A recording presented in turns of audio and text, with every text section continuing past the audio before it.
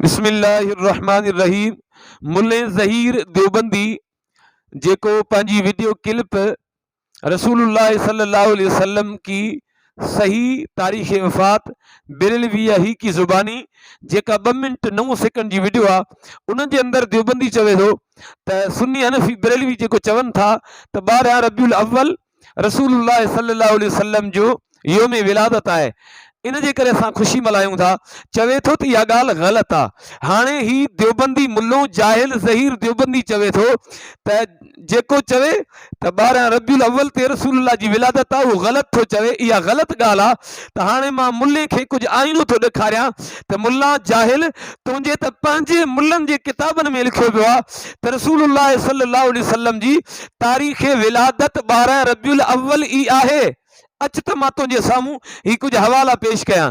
ही बाग़ जन्नत किताब आहे सैयद इनायत अली शाह, जेको तव्हांजे मुल्ले हकीमुल उम्मत मौलवी अशरफ अली थानवी जो ख़लीफ़ो आहे। इन पंहिंजी इन किताब बाग़ जन्नत में लिखियो आहे त रसूलुल्लाह सल्लल्लाहु अलैहि वसल्लम जी तारीख़ विलादत 12 रबीउल अव्वल आहे।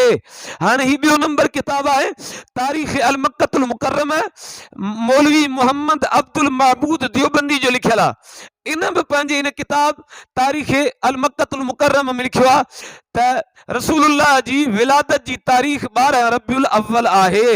इन खां पोइ अचो ही टियों नंबर हवालो आहे रहमत आलम। इन जे अंदरि तव्हांजे देवबंदी सुलेमान नदवी बि इहो लिखियो आहे त रसूलुल्लाह सल्लल्लाहु अलैहि वसल्लम जी तारीख़ विलादत 12 रबीउल अव्वल आहे। हाणे मुल्ला तूं त चयो त जेको चवे त रसूलुल्लाह सल्लल्लाहु अलैहि वसल्लम जी तारीख़ विलादत 12 रबीउल अव्वल आहे, उहो ग़लति थो चवे। त हाणे मां तोखां पुछां थो, तुंहिंजा ही सभई मौलवी ग़लति आहिनि? ॾे फ़तवा हिननि पंहिंजे मुल्लनि ते। तूं ग़लति आहीं या ही ग़लति आहिनि?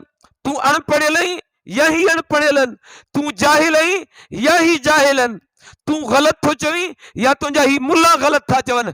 मालूम थियो अल्हम्दुलिल्लाह उहा ई तारीख़ रसूलुल्लाह सल्लल्लाहु अलैहि वसल्लम जी योम विलादत वारी आहे, जेका असां सुन्नी हनफ़ी बरेलवी ॿुधायूं था। तुंहिंजे ख़ुदि देवबंद ने इन शइ जो इक़रार कयो आहे त अल्लाह जे महबूब सल्लल्लाहु अलैहि वसल्लम जी विलादत जी तारीख़ 12 रबीउल अव्वल आहे। पंहिंजे ई मुल्लनि जी किताबनि मां तूं कूड़ो जाहिल फरेबी धोखेबाज़ साबित थिए। तूं माण्हू पाण बि गुमराह आहीं, माण्हुनि खे बि गुमराह थो करीं। अल्लाह करीम तुंहिंजे गुमराहनि खां उम्मत खे महफ़ूज़ फरमाए।